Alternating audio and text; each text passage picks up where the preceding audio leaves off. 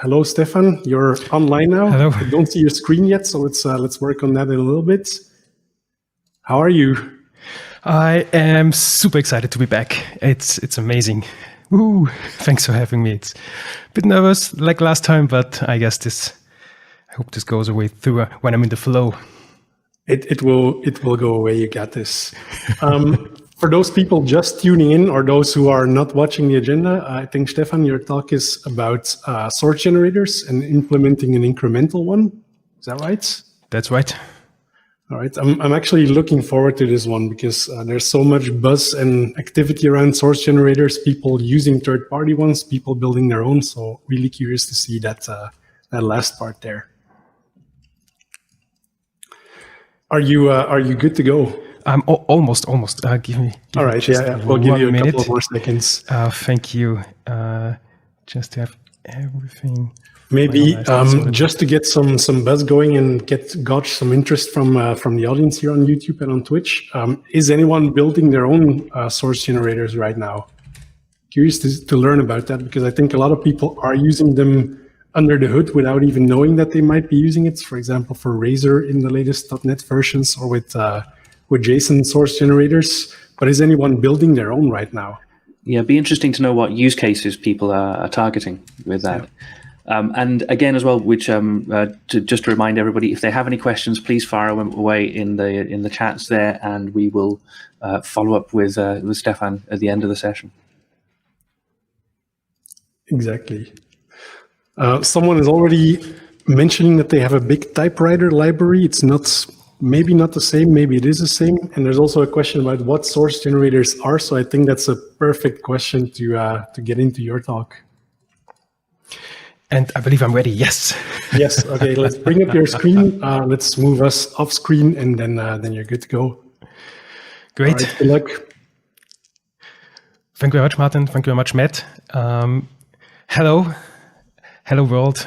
It's great to be here at the JetBrains.NET Days 2022. And this session is a bit of a follow-up to last year. It was last year's first session, if I recall correctly, by Andrew, called Source Generators in Action. And he showed the new thing that you can implement the iSource Generator interface in order to build this Roslyn component that generates new source code at compile time, unlike other source generation techniques such as reflection emit, which work at runtime.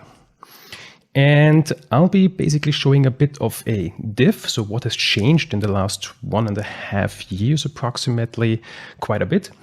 And we have a look at, and we will also do a lot of live coding, similar to Andrew last time built an iNotify property changed source generator, and we'll be building something with around equality.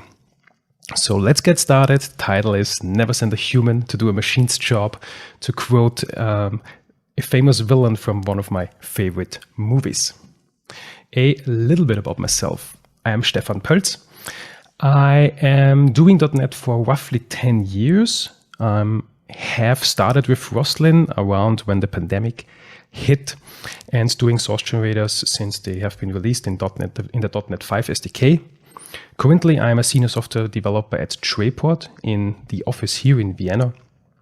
Trayport is the primary network and platform for the European wholesale energy market, which means there is a good chance that the devices I'm running here to give this presentation are powered by energy which was traded through our platform. However, this talk is entirely my own, and I am also, since recently, a community contributor, a JetBrains community contributor, and a co-organizer of the .NET Austria meetup here in Vienna. I have a couple of socials here if you would like to connect afterwards. I'll link them. I'll supply you with a link at the end. So to a little bit set the stage, what is Roslyn? It's the .NET compiler platform, which includes the compilers for both the C# and the Visual Basic language. We'll be focusing entirely on C# today. And as a consumer of the Roslyn packages, there is a set of NuGet packages that you can consume, you can build plugins, components that your or other people's projects can consume, and then you can supply them via NuGet. So you can build, for example, analyzers. Now, analyzers give you little warnings or errors, the squigglies in your IDE, and they could then be fixed via a code fix provider, which is in Rider the Alt-Enter, or in Visual Studio the Control Dot experience. What Andre showed last time is the I source generator, which you can build in order to generate new sources at compile time. So this was added in .NET 5, and .NET 6 added the I incremental generator, because there was a bit of a flaw in the programming model of the source generator, and we will see just at the end of this session what the big benefit of the incremental version is compared to the regular version. Also, since last time, now the BCL team of .NET is also using source generators more and more. So .NET 6 got shipped with 3 source generators actually. A source generator for JSON, a source generator for logging, and a source generator for Blazor. So the Razor files that you write are now actually generating C# code through source generators. And .NET 7 will have 2 additional source generators, one around regular expressions and one about interop, so to replace the DLL import and make that faster. Now, the big advantage of using these source generators over existing versions is that most of the times the source generator can produce very special case code that avoids reflection, and then therefore is at runtime significantly faster.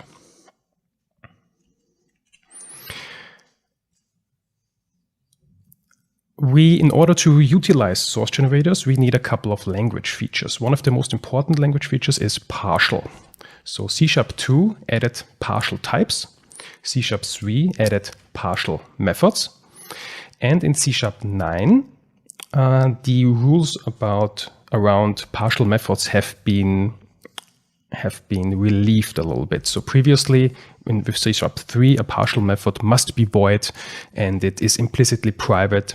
With C#9, partial methods can also return values or have out parameters as well. However, then somebody or something must supply the implementation of this partial method. So it may be a human writing the implementation of the partial method, or it may be a source generator writing this partial method. Today we'll be using a partial type. So the user will be supplying a partial type, and then our generator supplies the rest to that. And C#11, which comes out in about a month, will also include file scoped types, which is a type which is only visible within that file in order to avoid name collisions with already existing types. This doesn't have necessarily only need to be used by generators, but the prime intention of this is to be used by generators. Perhaps a little bit of a refresher since last year's, or it's 1.5 years, I believe, JetBrains.net days. What are the laws of source generation? There are a couple of rules we have to keep in mind. Now, the input to a source generator is basically a set of syntax trees. How this looks like, we'll have a look at in 3 minutes, which include the source code that the user has written. Also, the rest of the compilation, for example, the user's project may include a project reference or a package reference, and these you can all get through the compilation. And via the semantic model, you can ask questions about the syntax of the code, where the syntax tree, basically something is system.string. Now, from a syntactic point of view, we don't know if system.string is the system.string from the BCL, or maybe a system.string that the user may have written, because you can. And with the semantic model, you can then actually understand what is the meaning of this string, what members does it have, is it derived, is it implementing something, and so on. Now, source generators are only additive. You cannot change or remove existing code. You can only add new code. And this is where the partial hook comes in handy, where you basically define the source generator declares the same partial method and extends it with additional functionality. And the output of a source generator is either 0 or any amount of source files, not necessarily files, but source documents. And the result is a string. And this string gets then back into the compilation and is then combined together with the user code. So user code plus generated code is the final compilation. Since generators are technically analyzers, they can also produce diagnostics, such as warnings and errors, perhaps to give the consumer of the generator a little hint about what to do in order to make the source generation possible. And the source generator could also not only consume the C# files as syntax trees, but also additional files, such as JSON files, for example. One very important thing is source generators are unordered. So one source generator cannot depend on a different source generator. They all get the very same input. With one version of Roslyn, there was a bit of an addition added, so you can circumvent this rule to some degree. We will see this in the example. And the two prevalent use cases for source generators is to avoid tedious implementation. So if you know ahead of time what you are going to implement, such as equality, which will be the example we'll have a look at soon, the source generator can do this automatically, and you don't have to do it by hand and potentially avoid making mistakes. And also, you can avoid reflection. We will also have in the look of an example where reflection is used behind the scene, and therefore reflection allocates and is not the fastest because that's runtime evaluated. And we are going to replace that via a special case implementation, which takes the logic to the compiler and then at runtime is fast and doesn't allocate on the heap.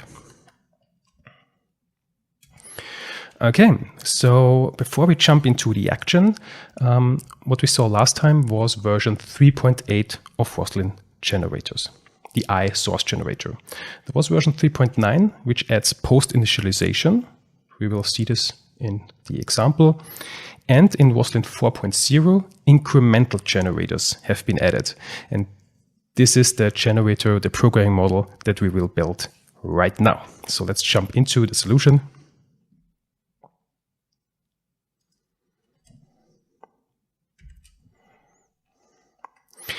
What I have here is a type. I called it the equality comparer generator. So this generator will be creating equality comparers, and it's deriving from, well, no, it's not deriving from, it's implementing the I incremental generator.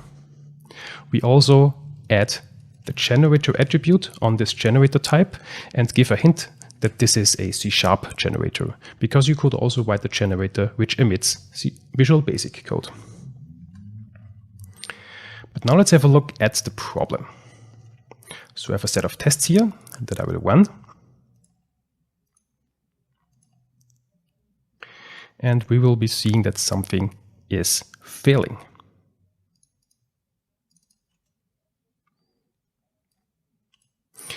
We get the exception, the given key was not present in the dictionary. The example that we have is, we have a dictionary, we have a my class.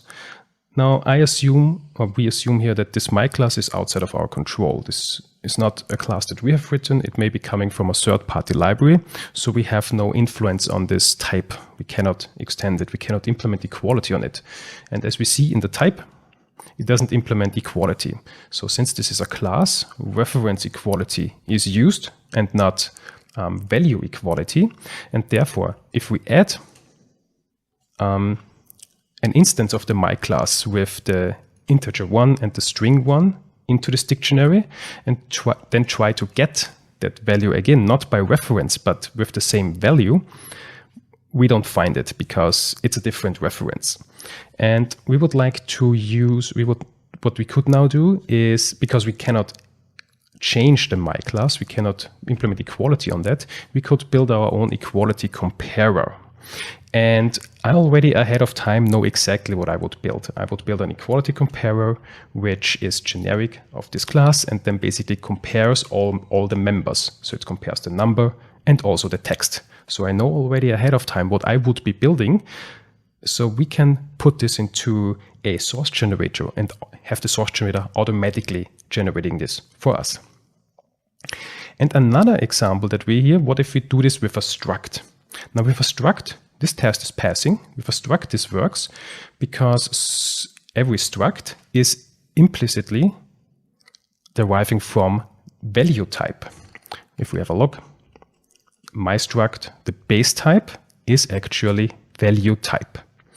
And value type has some implementations for us. So it implements equality and also get hashcode. However, there are caveats to this implementation. Now let's run a set of benchmarks.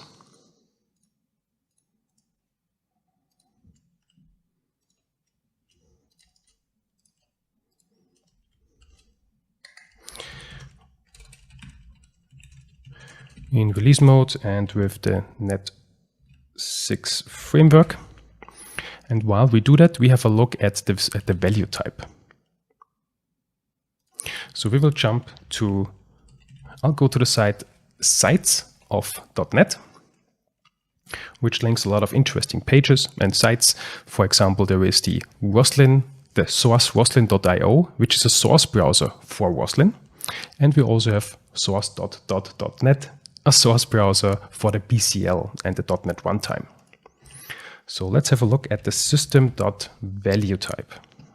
And we see that equality is implemented. There is this one is a rather fast check. However, this is only applied if we can compare bits. Now, what does this mean? Let's go to the repository. Let's go find this can compare bits.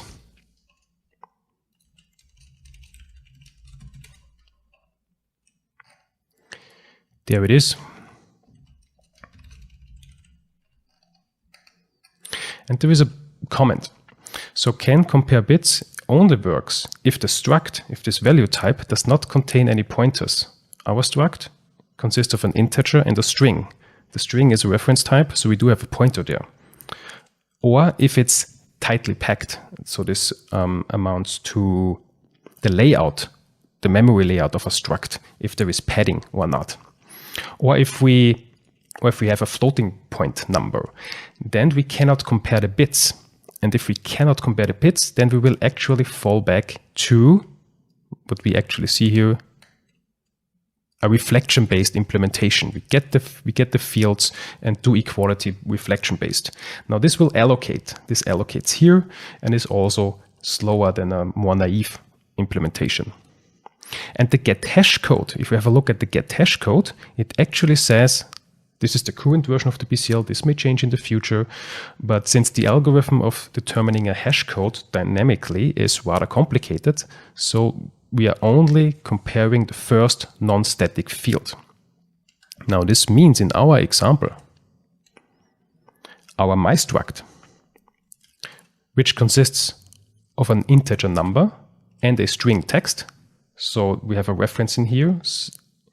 We cannot compare the bits, so we need to use reflection for equality, but also the get hash code causes issue because only the number is observed. Now, if the struct differs in the text, then we actually have a hash code collision.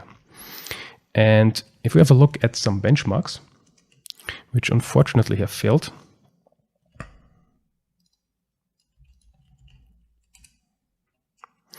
Well, it's not that important, but what we would have seen in this benchmark, where we create both a dictionary with the key of the my class reference type and one with the key of the my struct, we would see that this method would actually allocate, because we have hash code collisions, because there is no difference between so we have hash code collisions, but also we use equality because of the hash code collisions, and this allocates. So this is slow. So we are going to fix two issues with this generator by auto-implementing equality comparers. Now, what I did ahead of time is create a set of unit tests. I strongly advise, if you build a source generator, to have unit tests around it, because this is also, each and every unit test is also a great entry point for debugging, and this is really, really helpful. So what we see, we are consuming the Microsoft Code Analysis C# source generators.testing.xunit. There is also an MS test and an NUnit variant of these packages, and we can use these to unit test our source generators. There's also other versions, other approaches such as snapshot testing, but here we are going to focus on this more low-level package. And so we first have here our unit test when we just have a class. So the input to a source generator is basically just text. So we will write here some C# code. And if we pass in just an empty string, then nothing is generated. We basically assert here that we only emit a specific attribute. So this is here an attribute. I called it the equality comparer attribute, which gets a type that we will use in order to determine for which type the equality comparer should be generic on. And if we had C#11 already, we could actually make generic types like so. We could have a generic attribute of t, but since we are still on C#10 here, I have to fall back to, or not fall back, but still use the bit of the soon old-fashioned type of version of an attribute. And this will be not only a marker attribute, but it will also hold the information about which type we should generate equality for. And so if we have nothing where we place this attribute on, nothing additional will be generated. However, if we do, so this is how the generator then could look like. We define our own partial class, and we slap this attribute on top, where we say, please implement equality for the my class type, where we declare the my class here. It's the same that we saw from the example and consists of a number and a text. Could be any amount of properties. Our source generator will inspect all the properties. Should also inspect fields, but for now we keep it simple and only properties. And then the expected text should be something like this. We always add auto-generated on top of generated code. This is a good practice so that tooling understands, okay, this is generated code. Emitting diagnostics such as warnings and errors for that is maybe not, well, errors is something else, but warnings is not really super helpful, because the user who is consuming the generator doesn't really have direct influence about what the generator is producing and can't necessarily fix the warnings. And then we're gonna extend this comparer that we slapped the attribute on. And we're gonna implement the I equality comparer. What I'm doing here, I'm not writing any using declarations. I'm referring to the I equality comparer name in the full qualified name, including the global alias, in order to avoid potential name clashes, because technically the user's project could implement their own system.collections.generic.I equality comparer interface. And by referring to the global namespace alias, we could avoid potential name clashes. Then we're going to have a private constructor because we will apply the singleton pattern, because an equality comparer doesn't really have observable state. So the singleton pattern is a good fit here. And then we will emit those two methods, the equal methods from the interface and the get hashcode method, where we do, since this is a class, we do some null checking and then compare each member by using the default equality comparer. So we use the integer comparison for both the number of the left and the right instance, and combine this with the string, which is the text property of that class, also equal check. And here we see another good practice to put the CodeDOM compiler generated code attribute on top of generated methods or generated types, so that, for example, reflection-based tooling can't really read this comment because it's not there. But reflection-based tooling can read attributes because they persist in the metadata of the assembly. So reflection-based tools would understand that also this is a generated method, not directly written by the user, but some tool, and we pass in the name and the version of this tool, perhaps also for debugging purposes. And the other method that we need to implement due to the equality comparer interface is the get hashcode, where we get in the my class, we check for null, and if it is null, we hashcode combine all the members. Then we verify that this has actually been generated. So here is a bit of a hint name. What's this? It's not really necessarily a file that the generator is producing, but we will have a look later on of how this could look like. There is a flag to emit the file to disk to have a physical look at it. Otherwise, it's just in memory or in flight in the compiler steps. And then we have a second type for if we define an equality comparer, type of myStruct, so which is a value type. Since a value type can't be null, well, not in the terms of a nullable reference type, we don't need the null checks, and we just, in the equals and the get hashcode implementation, we just combine the members. And now we're going to write a generator to auto implement all of that. So let's jump to in the generator. And if we have a look at the interface, the incremental generator interface, there is only one thing. There is only the initialize method.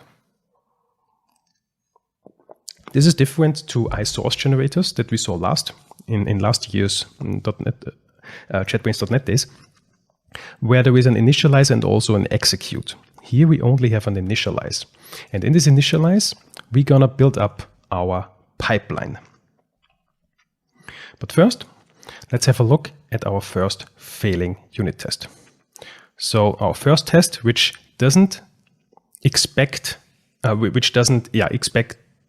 only expects the attribute to be generated, doesn't really generate anything because it says we expected 2 sources but have only 1. So there is only the one source that the user supplied, but no generated version. So in that case, we want to emit this attribute.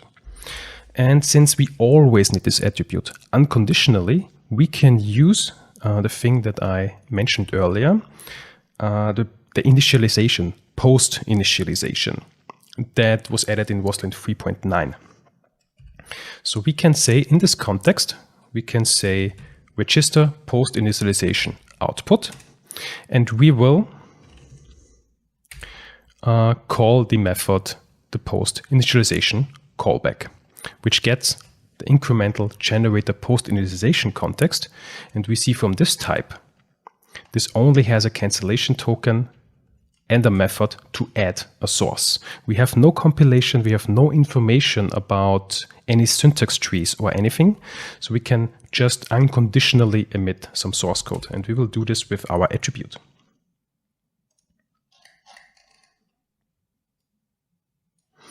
So we will say context.add source. And now we give that thing a name. We will be using Roslyn.generated.equalityComparer attribute.g.cs. So this is the full qualified name. It includes the namespace and also the name of the attribute that we are adding. And at the end, we always add .g.cs to, again, it's good practice to indicate tooling that this is a generated file. We could also write the full generated.cs. It's the other convention to indicate this is a generated file or a generated source. And then we're going to refer to the attribute. We defined the attribute that we had a look at already. This very attribute we will now put emit. And if we run this test,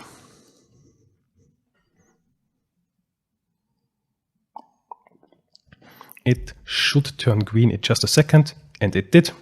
The test has passed. So we now are emitting unconditionally this attribute that now the user can consume and put on their types in order to give an entry point to the source generator. And so actually, let's have a look at how this could look like in action. If we go to an example project, what we can now do is, let's say, we can say our internal class, my comparer. I call it the my struct comparer. Just an empty class. It should be partial so that the source generator can add a source to it. And we're gonna put the equality comparer attribute. And we will say type of my, type of my struct.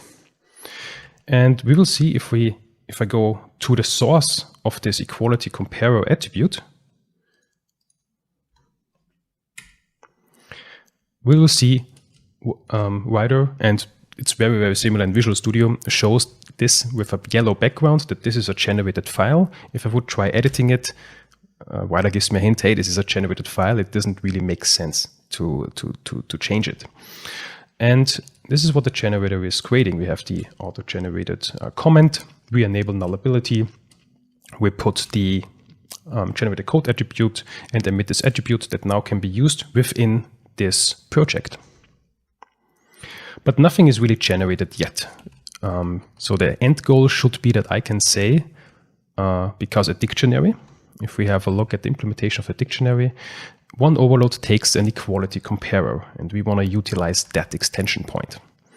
But the MyStruct comparer currently has no members yet. We still need to emit them. So let's go back to the generator. The next failing test is now that we need the actual thing generated. And now we're gonna start the pipeline, which is the core programming model of incremental generators. If we have a look in the, this is the wrong method, sorry, in the initialize method, the one that is from the interface, we can have a look at this initialization context. And this initialization context has a lot of properties. Most of them are either value or values provider. And this is very comparable to, it's not exactly, but it's comparable to link, like an I enumerable. So this is a deferred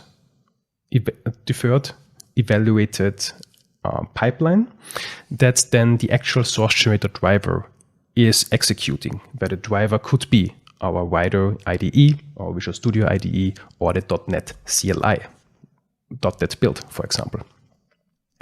And we have a value provider is singular, so we can get a hold of the compilation. We can also get a hold of the parse options. The parse options, for example, include information such as the language version that this project was compiled with, in our case, C#10. We can also get additional texts, because there could be no additional texts or many additional texts, for example, a JSON file or an XML file. This is a so-called values provider, plural. There could be more or none at all. We also have analyzer config options, and metadata reference. This, however, is a bug in the version that I'm using here. I'm Roslyn using version 4.0. This was fixed in version 4.2, where this is actually a values provider because there could be more than one metadata reference. And we have a syntax value provider. With the syntax value provider, we can have a look at all the syntax nodes. Now, why would we need that? Let's again go back to our example and let's have a look at this code. If we put this into sharplab.io, which can not only decompile our source code, but also give us a way to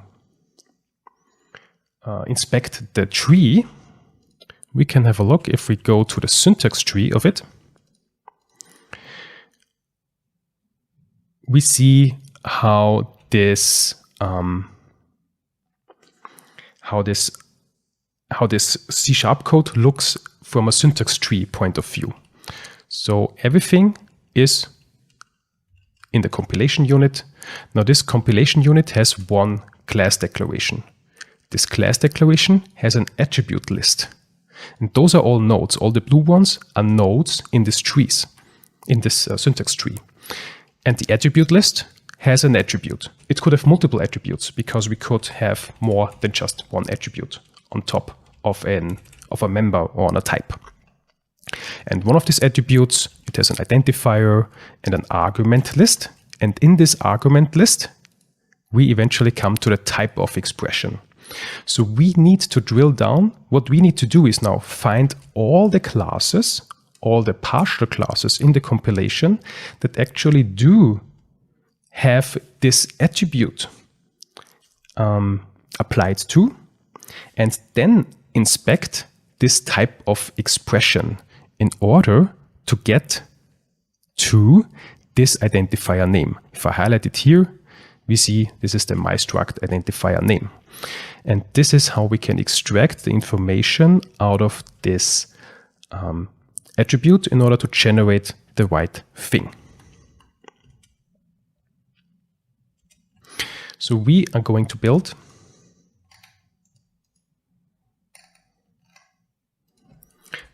use the syntax provider. So we will say context.syntaxprovider.create syntax provider. Now this takes two callbacks. One callback receives each and every syntax node in this tree and a cancellation token and returns Boolean. So this is a quick filter to see, is this interesting for us, this node? And as a second part, we have a transform. Now this transform is semantic because this generator context also gives us the semantic model to give meaning to our code. And utilizing both, we can now, I have the two methods prepared already. We can have a look at the syntax, the syntactic predicate and the semantic transform.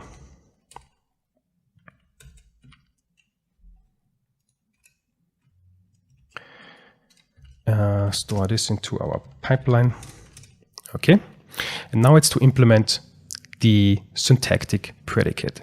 So we get in each and every node of this compilation. So if we jump back to SharpLab, we get in all the nodes. So we get in the class declaration, the attribute, and if there is more, there could be other classes. So we get in all the nodes, and we need to filter which nodes are potentially interesting to us.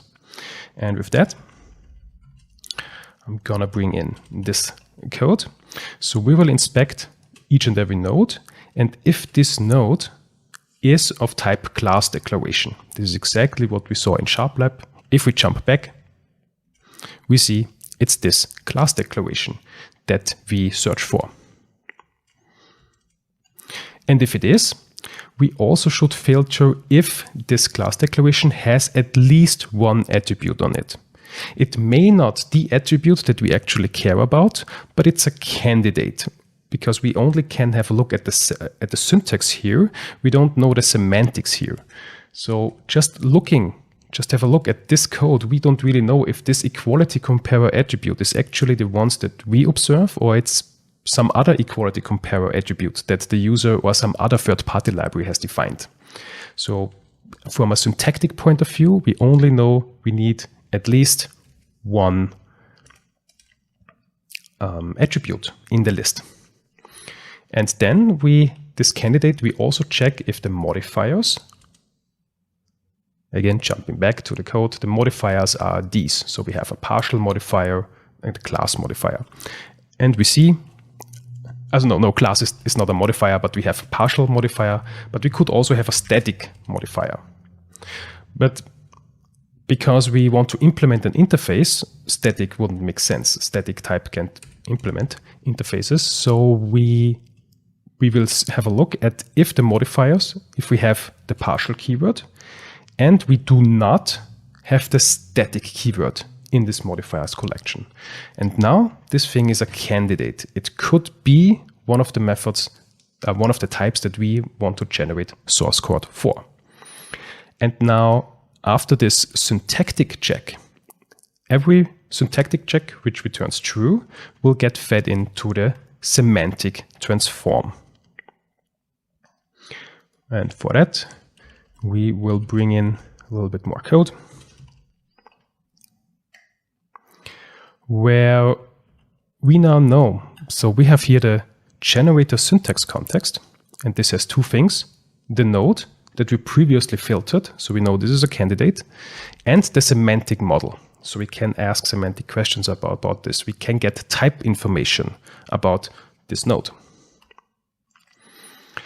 And so we know, okay, this node is a class declaration. We filtered it previously. We will cast it to our candidate. And we then get, via the semantic model of this class declaration, we get the type information. And we also check if this is a named type. It should be like, for example, an anonymous type is not a named type. But every class declaration that we usually write in code, that is a named type. And now we check, via the semantic model, we can also get a hold of the compilation, and we can get types by metadata.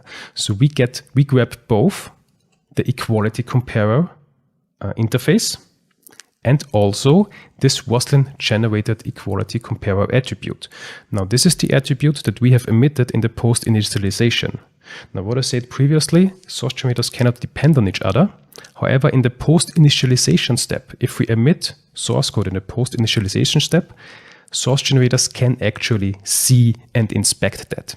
If it was in the execution phase of another generator, then it wouldn't be available just yet. And then we check if of this type, if we jump back to SharpLab, of this very type, we see if it already has this equality comparer attribute. Let me restructure this a little. If it has already this equality comparer interface implemented, because if it's already implemented, then the source doesn't make sense to implement it yet again. And if it's not implemented, now it's time to get a hold of this information, because we need to drill down into this very attribute and get this my struct information out of that.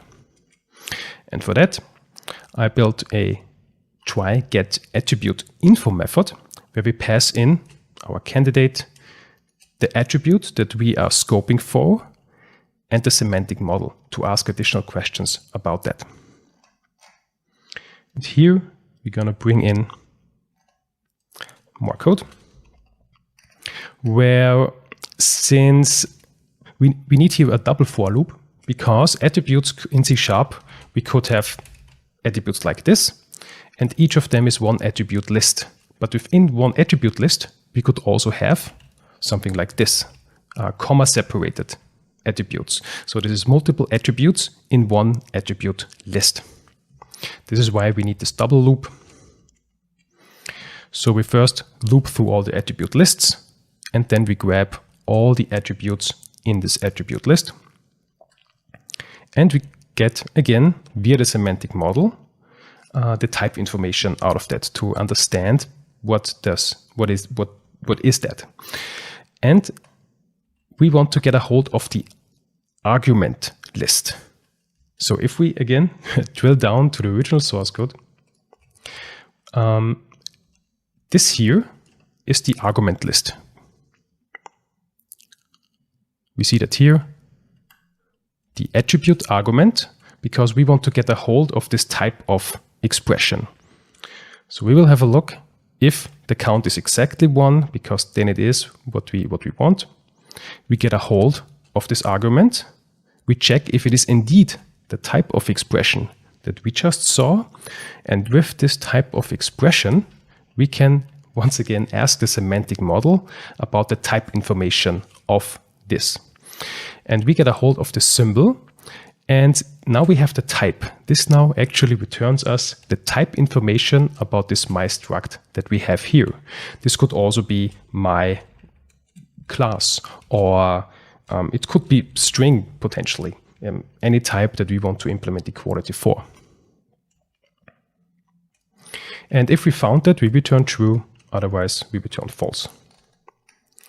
And at the end, we return a combination of both the static type, not the static type, but this the type that we put the attribute on, that we want to, the partial type that we want to extend, and also the symbol of the type of expression to know which type to generate equality for.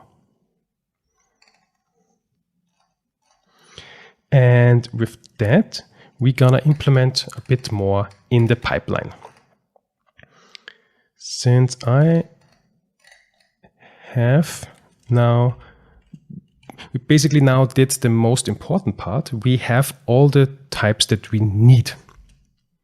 Now it's time to basically bring the pieces together and start generating the code.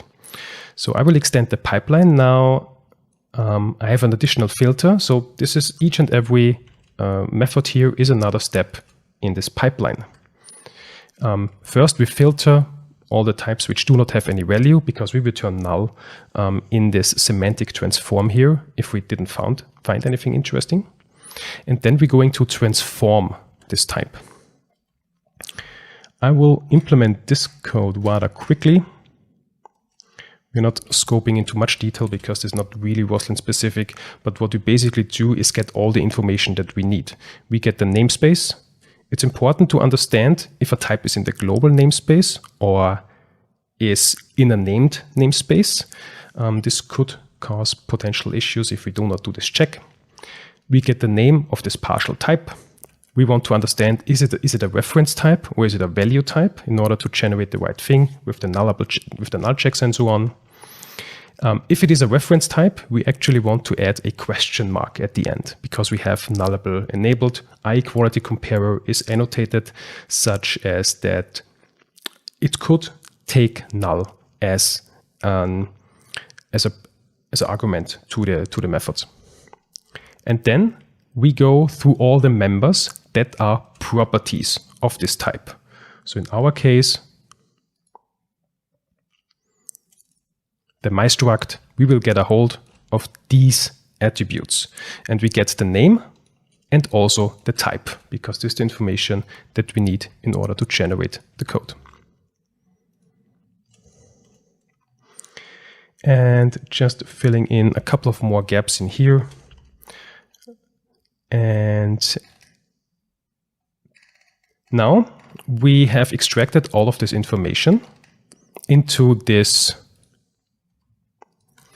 partial class context. This is just a record struct. We have the namespace, the name, is it a reference type, and all the information that we need to generate the code. And now we can actually get generating. So this is the last piece of code that I will bring in. This is now in the execute phase of the compilation. So if we jump up here, we actually still need to implement it. So we can say via the context, we can now finally call the add the register source output. So this will actually be used in order to generate the source code. we will pass in our provider that we have built and also tell him to run this execute method. And here we have now a bunch of code. I'll briefly skim over it. So we have here the null checks in place if it is a reference type. Some more null checks if it is a reference type. And then we generate the source. Since the result is just a string, we assemble here a string. You could also use a string builder or other means of how to generate this source code. So we have the auto-generated attribute, nullable enable. Now if, this is basically saying if the type is in the global namespace, we shouldn't emit namespace, because if it was, the code would actually look like something like this, namespace global, and this wouldn't compile. So if it's in the global namespace, we do not declare a namespace, but if it is in a named namespace, we emit that namespace. Then we generate this partial class. It implements the iEquality comparer interface. Here we have the private constructor that we saw. Here is the singleton instance member, and we generate both the equals and the get hash code by going through all the properties and emitting these equality comparers. And then at the end, we give this thing a name via the hint name and put the source into production. And if we build that and jump back to our example here. Now, if I go to the dictionary, previously I entered the type and then say dot. Now we actually have the instance available. This is generated by the generator. We still don't see it here, but if we have a look, we can go in wider to the source explorer, go to the dependencies tab, have a look at the source generators. So we can go down this trail, dependencies, target framework, source generators. We see here our source generator that we have built and all the code that it emits. This is not necessarily files, but the hint name that we gave, we actually see here in the tooling. This is why it's called a hint name. So tooling can pick it up and give this a name. And here we have this one file is the attribute that we generate via post initialization. And here is our actual implementation of the comparer. So here's our partial class struct comparer. It implements equality of the myStruct type that we have declared, that we have extracted from the type of expression of the attribute. And we have all the implementation ready, and we compare the numbers and also the texts. And for hash code, we hash combine it. And we can also do the same for the class. So we can have my class here, and we are going to call this the my class comparer and put the instance here. Now I'm afraid Wider needs a brief restart.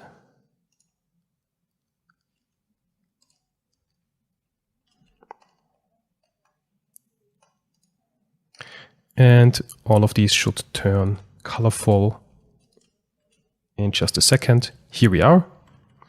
And now we can run this benchmarks again if I fixed the unused field.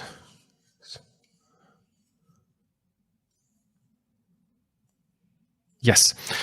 And while this runs, let's also have a look at our tests. So the other example that I showed was this test where we couldn't. This should be there, where we have an issue of finding this class again because we use reference equality. So again, let me create an internal class my comparer. I put the equality comparer attribute that was emitted in the post initialization phase of the generator, type of my class. That's it. The rest, oh no, we still have to make it partial so that the generator can extend it. And now we can, in this example here, add myComparer.instance, again, generated by the generator. And if we run this test, which previously failed because the given key was not present in the dictionary, now we are using this generated equality comparer, and this test will turn green in just a second. There it is. Now it's green because it's now referring to this equality comparer that no longer uses reference equality, but value equality semantics. And also the benchmarks should be done. And the benchmarks previously failed. I'm sorry for that. But what we would have seen is that we would have allocated a couple of bytes here, because for the value type, reflection under the hood would have been used in order to determine equality. And since this is no longer the case, we now have 0 allocation.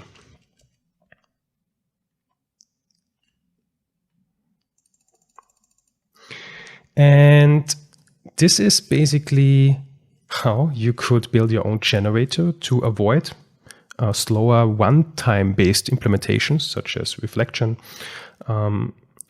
while not really having to do anything. So for the consumer, it's super, super convenient to just, where's my example? There it is. To just define a couple of types, put an attribute on it, say the target type, and that's it. And the user is free to use any type name that they want, put it in any namespace that they want, and use it wherever they want. Now, since this is the testing that we have, is really, really important also for debugging. So if we have a look at our generator, let's perhaps get, where is an interesting part of it? Let's jump into here. So we can actually debug the unit test.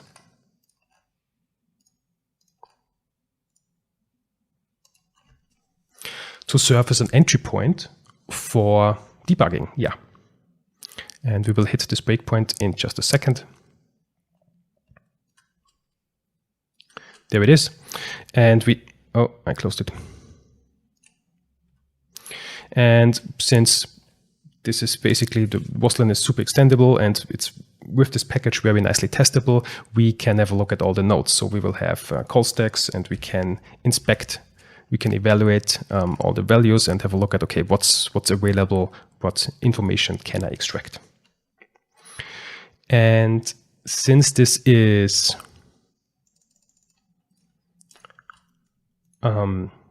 if we have this unit test, also another nice side effect is that we can use mutation testing and code coverage. So let me run some mutation tests. I'm using Striker.net for that, which is a mutation testing framework. And while Striker.net is running, just making sure that everything is all right.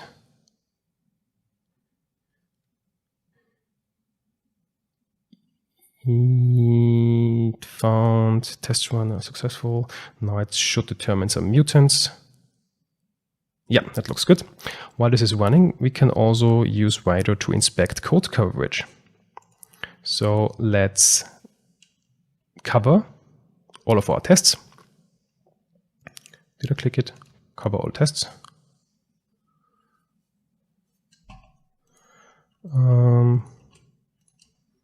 Doing something wrong.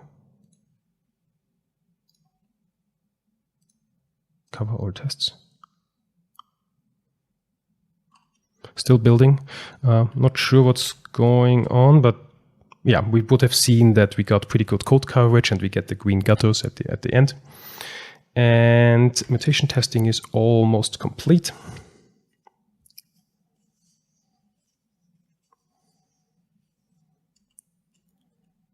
We will get a nice report of our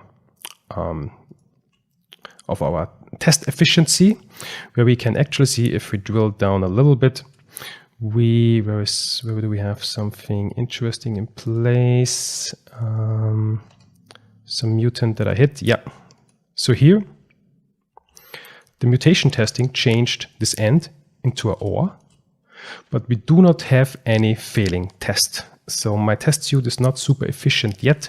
I need more cases around implementing interfaces to make it more reliable. And for the last part of the session, we actually wanted to reap the benefit of the incremental generator, because we have one little issue.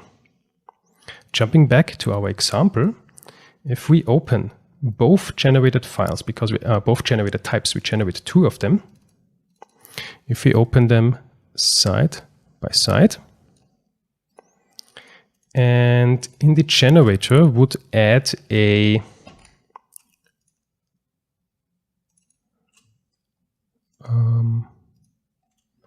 where is my generator? There it is.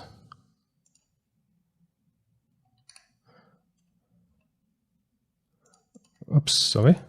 So, in the output, in the emitted code, if we would add the current date of time, datetime.now, oops, and build that.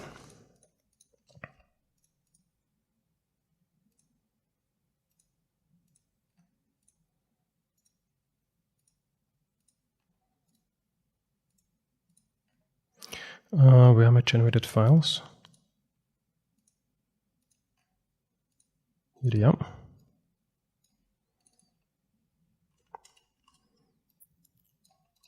All right. If you have a look at these timestamps here, and if I change, so now I have everything set up. If I change any code, let's say I add a enter just here, the timestamp will change. So we have 1426, and if we do that, it will soon jump to. Oops, I think I gave the conclusion away, haven't I? Yes, because I already implemented the last bit. Sorry. Let me comment this out and run the example again.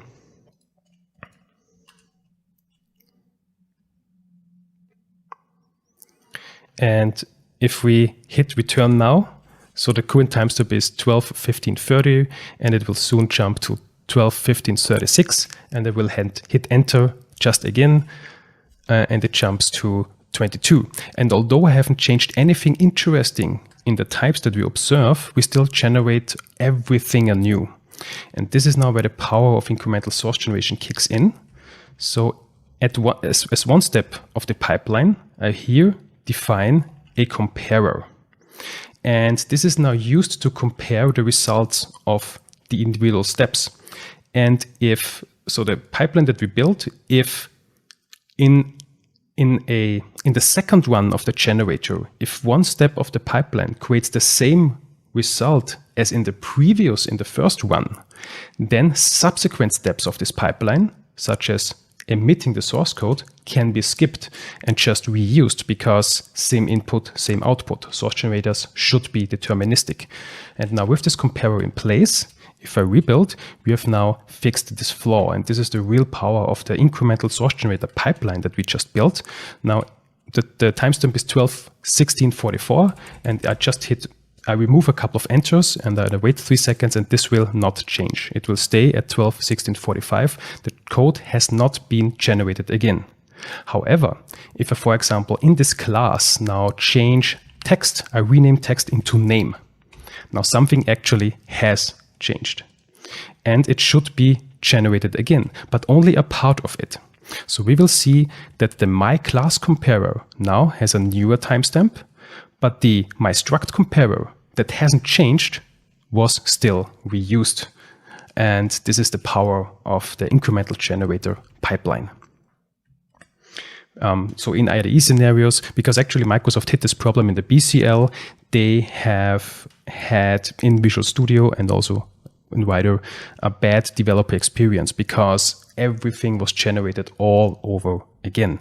And with incremental generators, we can circumvent this potential flaw in huge solutions. In a smaller solution, you will not notice any issues. And with that, coming back to the slides. So here are a couple of best practices. This is all online if you want to have a look at it again. We had a look at to add auto-generated, to use the global alias, use the generated code attribute, the hint name.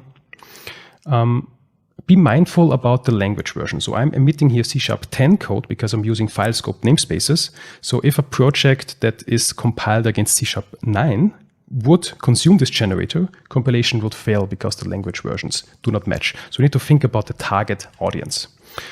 Always do benchmark, always do testing, and keep in mind that generators should be deterministic. I have a link to a template that I actually used in order to kickstart a source generator project. And with that, I list here the link to the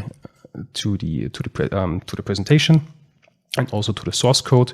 And if you follow this website, you could click some of my socials if you would like to follow up later on. But perhaps you have a question right away. All right, let's bring us in. Thank you, Stefan. Fantastic talk, as always. I love seeing you present. And actually, I have a nice compliment there for you. Great presentation style with all of the arrows and marking on screen. And I do want to start with the most important question first. What's the tool you use for marking on screen? That's oops, sorry, I hit the wrong key. Why does it? There it is. So it's a tool called Zoomit. It's part of the sysinternals suite, and with that you can type and zoom and also change colors. And yeah, I cannot do anything without this tool anymore, and this is why I'm always bound to Windows now. You're a genius at that, it has to be said. Yeah, exactly. Thank you. Also, some nice comments in the chats of people building their own source generators and using source generators. So someone was using source generators to simplify durable orchestrations in Azure to remove some boilerplate codes. Someone else was using or building a source generator to generate record types for classes in a project with an older C# version, which apparently was a bit flaky on some developer machines. Others are using it to build test suites. So really lots of source generator usage. So thank you for inspiring many more people on getting that knowledge spread a little bit. Maybe one question that is very interesting as well. What do you see as a big difference between source generators and text templates like T4 and things like that? Well, for example, T4 templates, this is Visual Studio only, I believe. So this is heavily depending on the tool, such as the IDE that you're using. But source generators and incremental generators, they are part of the .NET SDK. So I'm using Rider here. You could also use Visual Studio. You could also use Visual Studio Code or just edit it in Notepad or anything because it's part of the SDK. Well, of course, Visual Studio and Rider both have additional toolings, such as viewing the files in the tree, which makes it easier. But it's in the core, it's tool independent. As long as you have .NET installed and reference the Roslyn package, you can make use of source generators. And also, you get as the big advantage is you get as an input the syntax tree of the user, so you can react to what the user types as the user types, and then you see on the screen that the generated code changes as well. So this is a very nice experience when exploring source generators and starting to work with them. Cool. So it was a very interesting description of incremental source generators. And obviously, we've got now a new API for doing incremental source generators as opposed to just a source generator.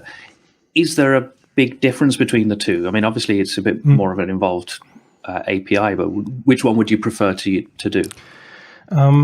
So I would...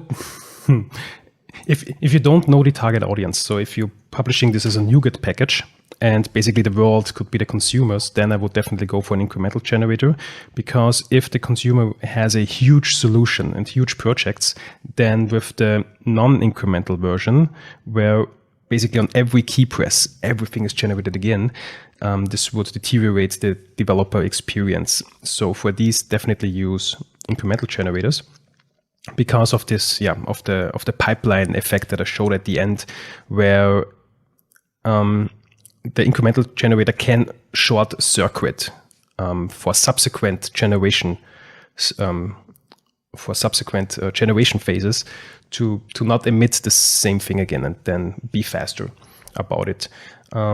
However, I guess starting with the regular, if you want to get your hands dirty with generators, then perhaps start with the regular .NET 5 iSource generator, because the programming model is a little bit easier. You don't have to think about the value providers and this pipeline to build up.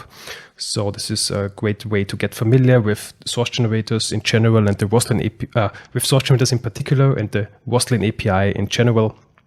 But for production ready generators, I would use incrementals. Yeah, makes sense. Maybe also an interesting question from someone in the audience. Is there any tool for emitting C# sources? So far, most people are string building. There's also syntax trees, but they are a nightmare to format and work with and maintain. So what could be a good middle ground there? There is, I haven't checked it out myself yet, but there is I think a templating, a C# string templating library called Scribian, where you basically define a template and then later on fill the holes. I haven't used it myself, but this could be an alternative. But what you definitely should keep in mind that the mean how to generate this C# string should be fast in order to not be a bottleneck in the editor experience. Cool. I may actually add something myself there as well. And I took the liberty of cloning one of your repos that you have. If you're using the newer version of Rider, the latest EAP actually, we are reworking some of the language engine. And actually, if you add a language injection saying that this code is C#, you will get syntax highlighting inside of the C# strings we have. So that's a really nice one to demo, but also a really nice one to work with source generators.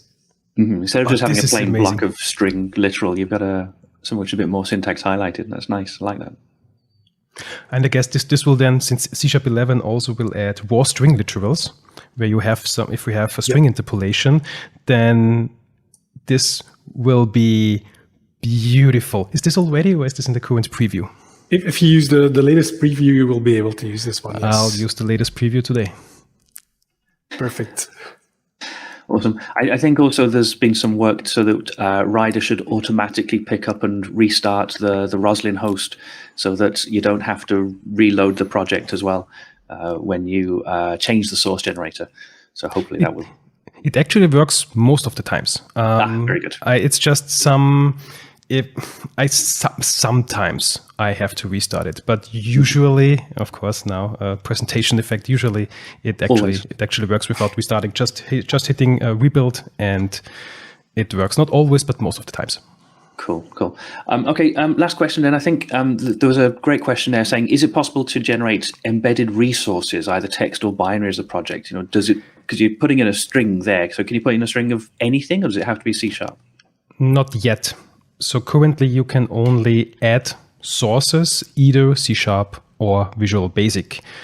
However, the input could be C# or Visual Basic code or any arbitrary additional text file, but output is source text only so far. This may change in the future though. Okay, that sounds cool.